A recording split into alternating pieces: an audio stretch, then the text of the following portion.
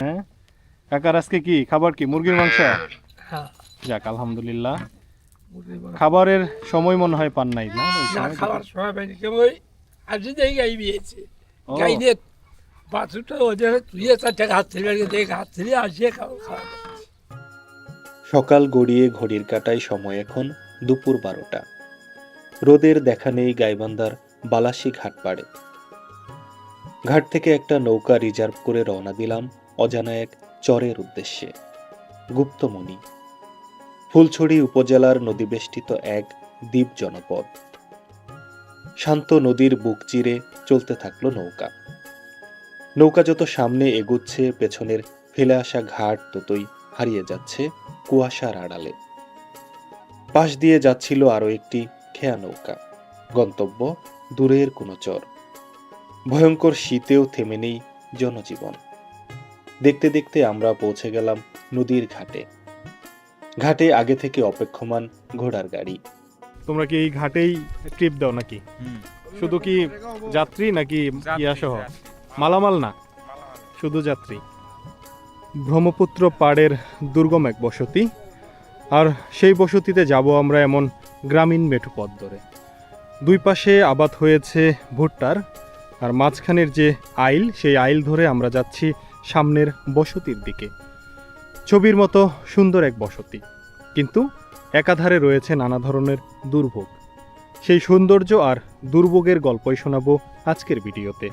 পার হয়ে এলাম ব্রহ্মপুত্র নদ, আর হাঁটছি এখন ব্রহ্মপুত্র পাড়ের এক ফসলি জমির মাঝের আইল দিয়ে। যাব সামনের এক দুর্গম চর, সেখানে গিয়ে আপনাদের দেখাবো এই দ্বীপ জনপদের মানুষের নানা ধরনের সমস্যার গল্প। একই সাথে দেখাবো এই দুর্গম চরের নানা প্রাকৃতিক সৌন্দর্য। ভোর হওয়ার আগেই জেগে ওঠে নদী। নদীর ঢেউয়ের শব্দে ঘুম ভাঙে চরের মানুষের। এই নদী তাদের সব, আবার নদী সবচেয়ে বড় ভয়। চর কোনো স্থায়ী জায়গা না। আজ যেখানে ঘর, কাল সেখানে নদী। তবুও এখানে জন্ম নেয় শিশু, বড় হয় স্বপ্ন। নদীর বুকে জন্ম নেওয়া নীরব জনপদ, গুপ্তমণি চর। নেই কোনো কোলাহল। প্রকৃতির হৃদয়ের শব্দ আর কৃষকের ঘামে তৈরি হয় নতুন এক গল্প। চরের সকালটা শুরু হয় গবাদি পশু গোয়াল ঘর থেকে বের করার মাধ্যমে। শেষ বেলায় কাজ করে চলছে কৃষক। মাঠ থেকে কেটে আনা ঘাস দিচ্ছে আউড়িতে। একটু পরেই গরু ফিরবে তার গোয়াল ঘরে।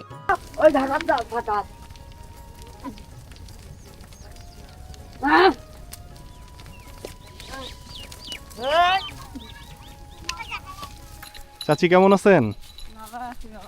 গরু কয়টা চাচি?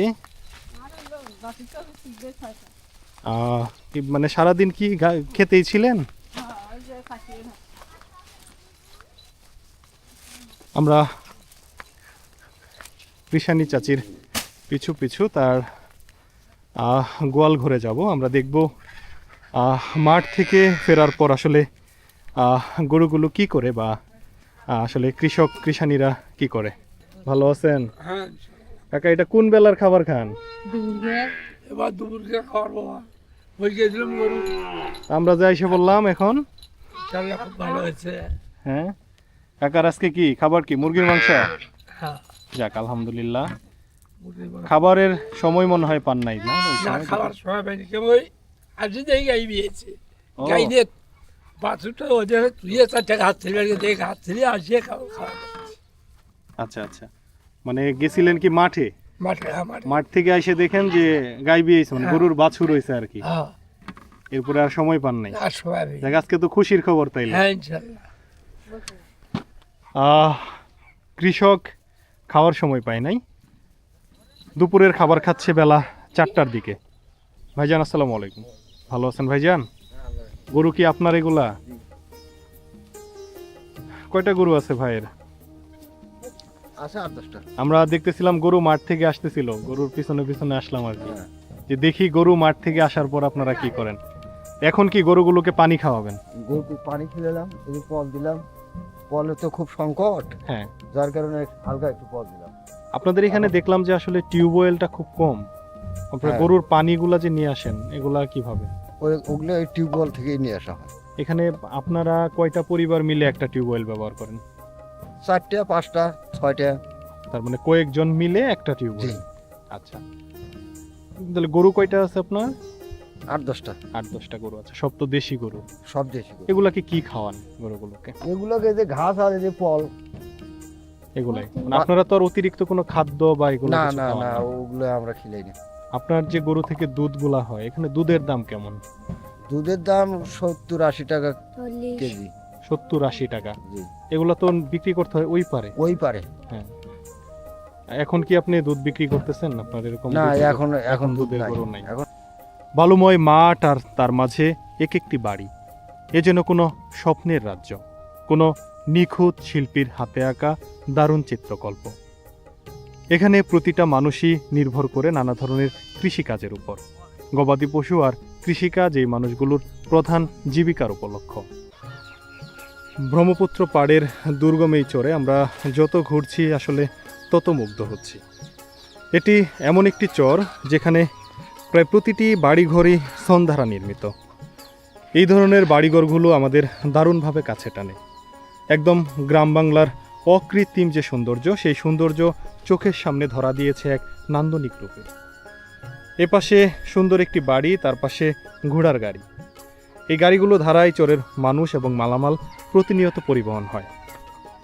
দেখুন, এমনই একটি বসত বাড়ি যার চারপাশে নেই কোনো বাড়ির অস্তিত্ব।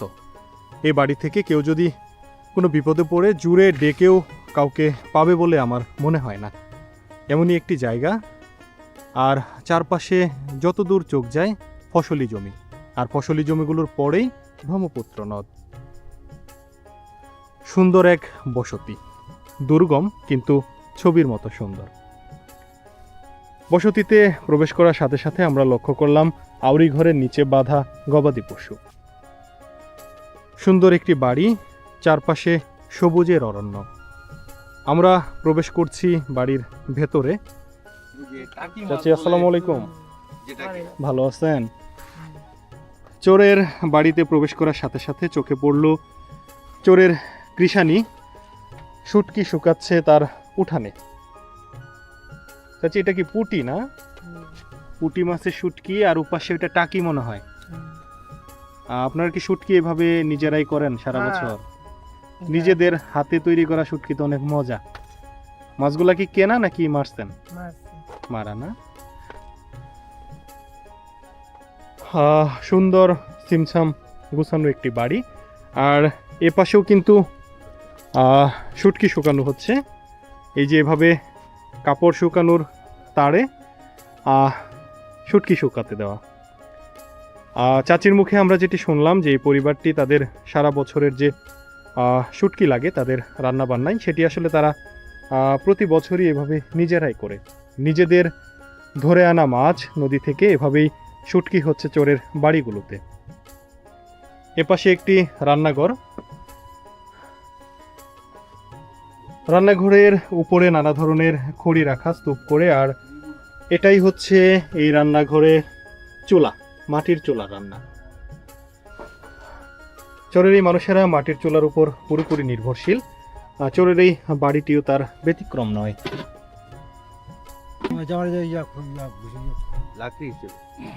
লাকড়ি হিসাবে ব্যবহার হয় এগুলা। এই যে একটা করে বস্তা, বস্তার দাম কেমন? 20 টাকা।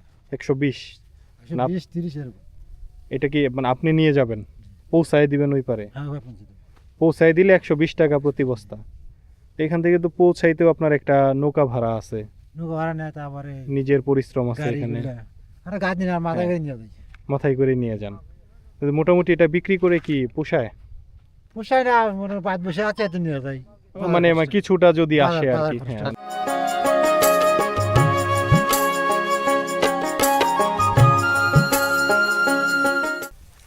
চাচা কেমন আছেন? আল্লাহ ভালো আছে বাবা।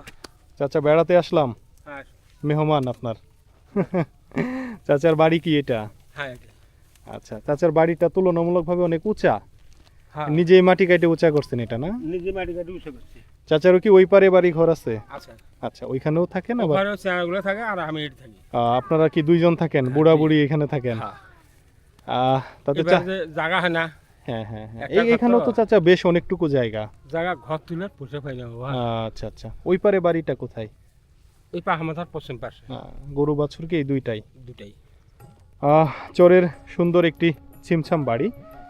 আমরা যে চাচার সাথে কথা বলছিলাম, উনি এবং ওনার সহধর্মিণী দুজনে মিলে এই বাড়িটিতে থাকে। চাচার ছেলে মেয়ে থাকে ওপারের বসত বাড়িতে। চাচার যে ঘরটি সেটি আসলে সন্ধারা নির্মিত। ঘরের এপাশটাতে গবাদি পশু রাখার জায়গা, আর এপাশে হচ্ছে তাদের থাকার জায়গা। ছোট্ট একটা চৌকি পাতা, এখানে দুইজন মানুষ থাকতে পারে এরকম জায়গা। আর পুরো বেড়া থেকে শুরু করে উপরের চাল পুরোটাই হচ্ছে সন্ধারা নির্মিত। এপাশে পাতিলহাড়ি রাখার জন্য একটি চাং, বাঁশ দ্বারা নির্মিত এই চাং। ছোটবেলায় এ ধরনের চাং আমাদের ঘরবাড়িতে ছিল, কিন্তু কালের পরিক্রমায় এখন গ্রাম বাংলা থেকে এই দৃশ্যটি বা এই বস্তুটি উঠে গেছে। তবে চরের এই বাড়িঘরগুলোতে এখনও সেই ঐতিহ্য ধরে রেখেছে দারুণভাবে।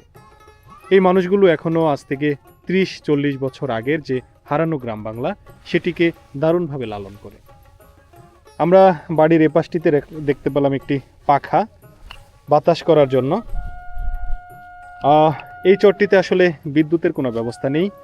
গরমকালে একটুখানি বাতাসের জন্য আসলে হাত পাখা দারুণভাবে প্রয়োজন এই মানুষগুলোর।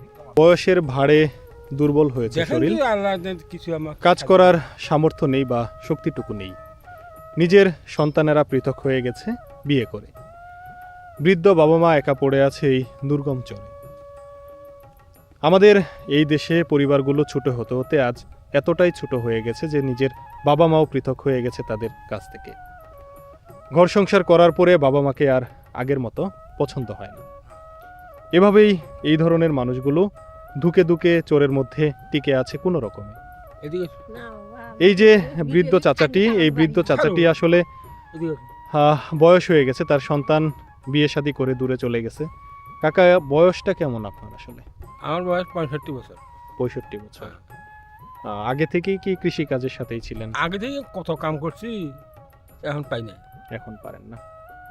ছেলে সন্তান কয়জন? দুইজন। দুইজনই তো আলাদা, হ্যাঁ দুইজন। চোরের মধ্যে টিকে আছেন। আপনাদের তো এখন আসলে ইনকামেরও কোনো না, ইয়া না। নাই বা শরীরও নাই ওইভাবে। ছেলে মেয়েদের সাথে যোগাযোগ হয়? ছেলের সাথে যোগাযোগ হয়। যোগাযোগ হয়। এই ছেলে কি করে আসলে? ছেলে একটা ঘাটত নিবারিগিরি করে, আর একটা ঢাকা দিয়েছে কাম দুইজনে তো মোটামুটি কর্ম করতেছে। করতেছে। আচ্ছা। চাচা, এখানে আসলে কি করতেছিলেন আপনি? আমি ভুট্টাতে সার দিচ্ছি। ভুট্টাতে সার দিচ্ছেন। আমরা যতটুকু শুনলাম ব্রহ্মপুত্র পাড়ের এই অংশটাতে তো প্রচুর ভুট্টা হয়। প্রচুর ভুট্টা হয়। আপনি কি প্রতি বছরই আবাদ করেন? প্রতি বছরই আবাদ করি। আসলে চারপাশেই ব্রহ্মপুত্র, চারপাশে ব্রহ্মপুত্র, মাঝখানে চর। মাঝখানে চর। এখানে আসলে কেমন আছেন আপনারা? আমরা চরের মানুষ বাবারে, আমাদের নাই যোগাযোগ বিচ্ছিন্ন, নাই কোনো সমস্যার রোগ চিকিৎসা, শিক্ষা, বাসস্থানে কিছুই নেই। মানে ন্যূনতম সুযোগ সুবিধাটাও নাই। তারপরেও আসলে এই যে চোরের লাখ লাখ মানুষ চোরে পড়ে আছে। আচ্ছা, জীবন তো বাঁচাতে হবে, যেটাই করিয়ে হোক।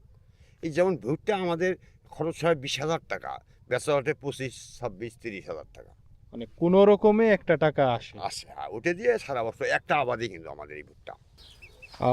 একদমই সিমসাম একটি বাড়ি। বাড়িতে ঘোরাফেরা করছে বিভিন্ন ধরনের গৃহপালিত পশু, তার মধ্যে মুরগি অন্যতম। ঘরের সামনেই রয়েছে একটি খুরকি ঘর বা খুপি ঘর, যেটি এখানেই চরের মানুষেরা নিজেদের হাঁস মুরগিকে ধরে রাখে রাতের বেলায়। আর ঘরের চালে ঘোরাফেরা করছে কবুতর। হাঁস, মুরগি, কবুতর, গরু, ছাগল সহ বিভিন্ন ধরনের গৃহপালিত পশু লালন পালন করে চরের এই মানুষেরা। গবাদি পশুর উপর নির্ভর করেই গড়ে উঠেছে চরের মানুষের অর্থনীতি। এপাশে আউরি গড়ে বাঁধা গবাদি পশু, সবগুলো গরুই হচ্ছে দেশীয় প্রজাতির।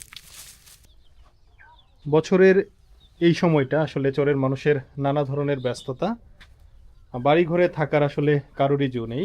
এক ছোট ভাই দুপুরের খাবার খাচ্ছে। কেমন আছো ভাই? ভালো আছো। নাম কি তোমার? মোহাম্মদ সুমন মিয়া। সুমন, ছোট ভাই, দুপুরের খাবার খাইতেছ। আজকে খাবারে কি আছে? কফি আর মাছ। কফি আর মাছ, মাছ তরকারি কফি দিয়ে। মাছ কি ধরছো না কিনে আনা? কিনে আনা না। চোরের একটি পরিবারের বসত ঘর। ওপাশে রয়েছে উপরে ফ্যান, এটা তো সোলার দিয়ে চলে নাকি? আর এই পাশটাতে রয়েছে গবাদি পশু রাখার জায়গা। ব্যতিক্রমী কিছু চিত্র, যেমন এই ধরনের ডালাগুলা যেগুলো আসলে এখন খুব একটা দেখা যায় না। আর উপরে মুরগি বসিয়ে দেওয়া একটি ছোট্ট বাঁশের ডালাতে, দুইটা মুরগি বসিয়ে দেওয়া বাচ্চা ফোটানোর জন্য। একটু আগে যেটি বলছিলাম, চোরের এই মানুষেরা গবাদি পশুর উপর অনেকাংশে নির্ভরশীল। তাদের প্রয়োজন মেটানোর জন্য, বিশেষ করে মাংসের চাহিদা পূরণের জন্য অনেকাংশেই তারা মুরগির উপর নির্ভরশীল।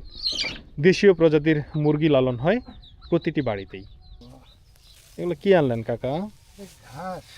ঘাস কি কাটতে গেছিলেন? কোথায় থেকে নিয়ে আসলেন? এবার দেখলাম ঘাসের অনেক সংকট, ঘাস পাওয়াই যাইতেছে না এই সময়টাতে না। গরু বাছুর কয়টা? আছে 5-7টা। এগুলো কি এই যে ঘাসই খাওয়ান? না, পল্লা আছে। ঘাস আর খড় না? খের কি নিজের আবাদের নাকি কিনা? কিনাও আছে, আলাদেরও আছে। আবাদেরও আছে।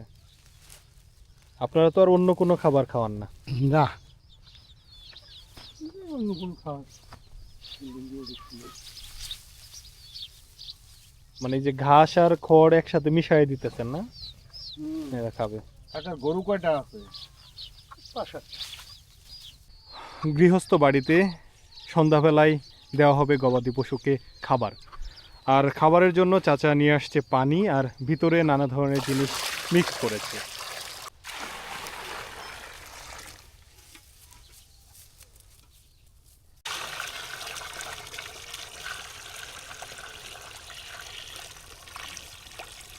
জমি আছে, প্রায় প্রতিদিনই আসেন মনে হয়? প্রতিদিনে আসি, হয়তো দুদিন আমি দেরি করে আসি। কি লাগাইছেন এবার? ভুট্টা।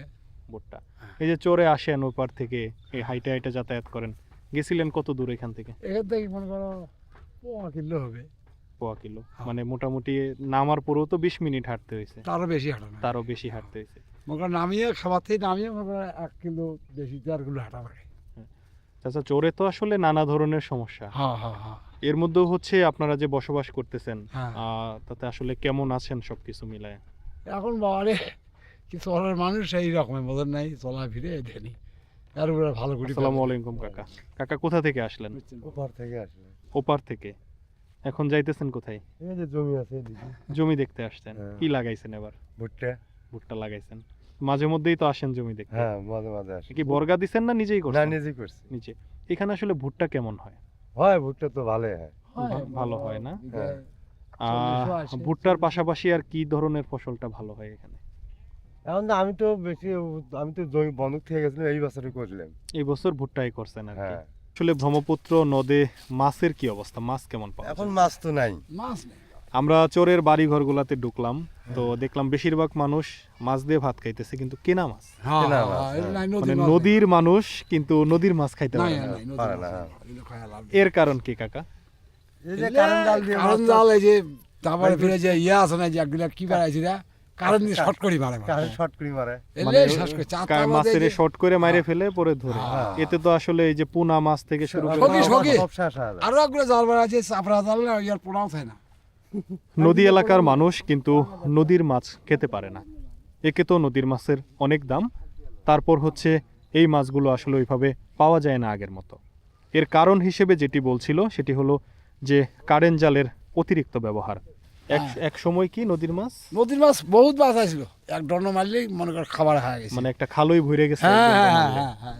চাচা যেটি বলছিল এক দণ্ড মানে একটুখানি হ্যাঁ। সময় মাছ ধরলেই তাতে খালই বা এখন আর জাল পাওয়া যেটি যায় না মাছ বাবা, ধরার নাই আর পাত্র মাছ টাছ সেটি ভরে যাইতো। হ্যাঁ, এখন আর নাই। তখন কি মানুষ মাছ খাইতো না? এত মাছ। হ্যাঁ হ্যাঁ হ্যাঁ, তোর মাছ আসলে ঠিক কবে খাইছে বেশ, তোর মাছের স্বাদও লাগছে। এখন আসলে স্বাদ নাই আর। স্বাদ নাই বাবা। নদীর মানুষ কিন্তু নদীর মাছ খাইতে না পারে না। নাই নাই। এর থেকে দুঃখ আর কাকা কি কি থাকতে পারে? আছে? আপনি তো সারাদিন গরুগুলা নিয়ে মাঠে ছিলেন না? দুপুরের খাবার খাইছেন? খাবার খান নাই। খাবার কখন খাবেন? আমার দেরি কি? দেরি হবে আরো। প্রতিদিনই কি দুপুরের খাবার খাইতে দেরি হয়? হ্যাঁ, দেখি দেরি হয় আচ্ছা আচ্ছা। 5টার পরে। দুপুরে খাবার যদি নিয়ে যান তাহলে খাওয়া যায় না এখানে? নিয়ে যাই না বেশি। গরু কি আপনার নিজের? একটা নিজের, বাকিগুলা কি আর আদি দুইটা করছেন? আদির, আর আমার ভাইয়ের একটা। আচ্ছা আচ্ছা আচ্ছা। এইভাবে প্রতিদিনই গরু নিয়ে মাঠে যান আবার হ্যাঁ নিয়ে হ্যাঁ, আসেন? মাঠে নিয়ে যাই। এই যে আদিগুলা করেন, আদিগুলা কি লাভ হয়? নাপ তো হবে, ওই যে বাছুরটা করে নেওয়া অনেক দিন। আচ্ছা আচ্ছা।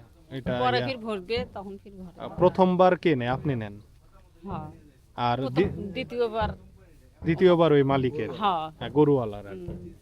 এরকম কয়টা আছে আপনার আদি আর নিজের মিলায়? দুটো আছে আদি, আর দুই, একটা নিজে আর একটা ভাইয়ের। আমরা যেটি শুনছিলাম আসলে চোরের জীবন। এখানে গরু বাছুর এবং অনেক চোরে আমরা দেখেছি যে হাঁস মুরগি পর্যন্ত আদি হয়। আপনাদের এখানে হয়? হ্যাঁ। অন্যান্য চোরের মতো এই চোরেও আসলে হাঁস মুরগি পর্যন্ত আদি হয়, কারণ চোরের মানুষের সহায় সম্বল কম হওয়ার কারণে অনেকেই নিজে যে গরু বাছুর করবে তার আসলে সামর্থ্যটা হয় না। তার কারণে প্রথম অবস্থায় শুরুতে তারা অনেক গরু বাছুরই আদি নিয়ে লালন পালন করে। এই প্রতিটা মানুষই আসলে কৃষিকাজের পাশাপাশি গবাদি পশুর উপর অনেকাংশে নির্ভরশীল, যার কারণে চোরের প্রায় প্রত্যেকটি বাড়িতে গবাদি পশুর উপস্থিতি লক্ষণীয়। নান্দনিকতায় ভরা এই চোরের প্রাকৃতিক সৌন্দর্য। আমরা এক পাশে দেখতে পাচ্ছি আউরি ঘর, আর আউরি ঘরের উপরে হচ্ছে লাউয়ের মাচা। গরুগুলোকে ছায়া দেওয়ার উদ্দেশ্যে হোক আর একটু সবজি পাওয়ার উদ্দেশ্যেই হোক, এভাবে বিভিন্ন আউরিঘরগুলোতে বিভিন্ন ধরনের মাচা লক্ষ্য করা যায়। উপরে আমরা দেখতে পাচ্ছি একটি কবুতরের বাসা। খুবই সুন্দর করে বাসাটি তৈরি করা হয়েছে। দূর থেকে দেখে বোঝা যাচ্ছে যিনি তৈরি করেছে তিনি যথেষ্ট রুচিশীল মানুষ, কারণ আমরা কবুতরের বাসা সাধারণত দেখি ঘরের কোণাগুলোতে, কিন্তু এখানে আমরা যেটি দেখলাম রঙিন টিন ধারা সুন্দরভাবে একটি কবুতরের বাসা তৈরি করেছে, যা দূর থেকে দেখতে যতটা সুন্দর এই মানুষটার সৃজনশীলতাও ততটাই সুন্দর। দুর্গম বালুময় পথ পেরিয়ে যাচ্ছি ঘাটের দিকে।